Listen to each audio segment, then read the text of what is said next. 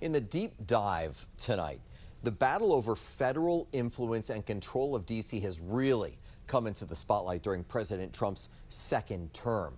Now, Mayor Bowser figured out a way to work with President Trump during both of his terms, especially as he focused on beautifying the district. And now there's a heated race to replace Bowser. Former council colleagues Kenyon McDuffie and Janice Lewis-George are in the lead, and President Trump is threatening a takeover if Lewis-George wins. Well, I wouldn't like it, and maybe we'd take back Washington and run it on the federal basis. We won't put up with it. We're not going to lose our businesses. By the way, Washington now is a safe, beautiful place. Now, Lewis-George and her fiercest competitor, McDuffie, they are both speaking out.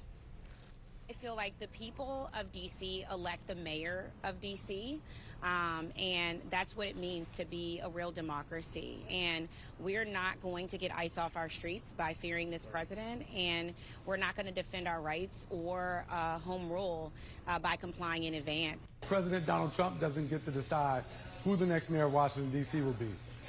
The voters of the District of Columbia get to decide that.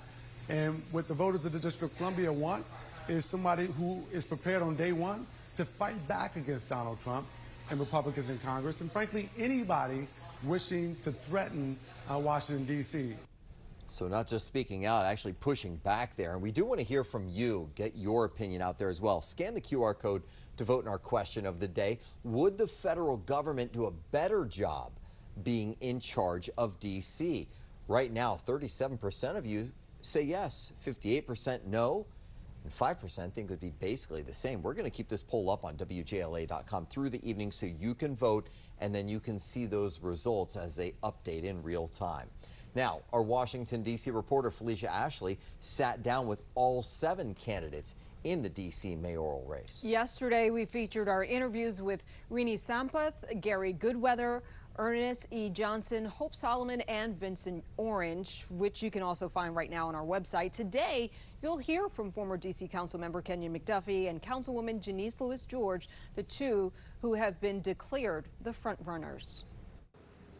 Last hour, we heard from these 2 candidates about their plans to deal with juvenile crime. Now at 5, you'll hear about how they plan to address the D.C. Police Department, the federal government, and their first orders of business if elected.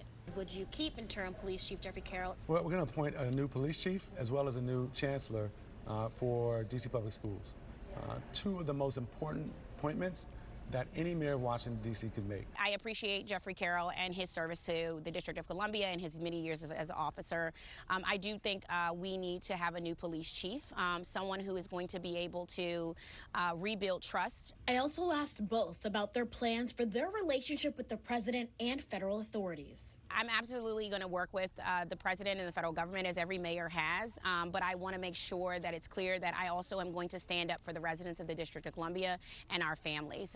D.C. statehood and D.C. autonomy are the most precious things to me as a third-generation Washingtonian, and so we're going to do our best to make sure that we are preserving and fighting for it across the board. I am planning on using our legal tools, being a strategic partner with Attorney General Brian Schwab. If they try to come on our rights, we are going to leverage our legal tools, just like we did when they tried to take over our police department. Washington, D.C. is not New York City, it's not Chicago, it's not San Francisco. We are the one and only seat of the federal government. We're the capital of the United States. And what it means is I'm going to work with members of Congress and any administration where it benefits Washingtonians. If it puts D.C. residents and D.C. businesses at the forefront, then I'm going to work with people to create those opportunities to grow our local economy. But I'm going to fight back where necessary. Finally, I wanted to know what their first priority would be once they took office. Well, it's going to be the appointments of both the police chief and the chancellor for D.C. Public Schools. Ending cooperation between MPD and ICE is a day one task for me. And of course, when the new mayor comes in, they will have about 90 days to deliver a budget to the council. You can catch my entire interviews with all 7 mayoral candidates on our YouTube page or WJLA.com right now. For now, reporting from the D.C. Bureau, Felicia Ashley, 7 News. All right, Felicia, and as a reminder, early in-person voting is open through Sunday in Washington, D.C., and then Election Day is June 16th. Those polls will be open from 7 in the morning until 8 in the evening. So you can scan the QR code that is on your screen right now to get our elections page on WJLA.com. We've also got voter guides there and an explainer about DC's new ranked choice voting system so you can make sure that you are filling out your ballot correctly. Our website is also where we will be bringing you the latest updates on election night. And early voting is also underway for Maryland primaries, and you can vote early through June 18th. Election day is June 23rd. Those polls in Maryland also open from 7 to 8.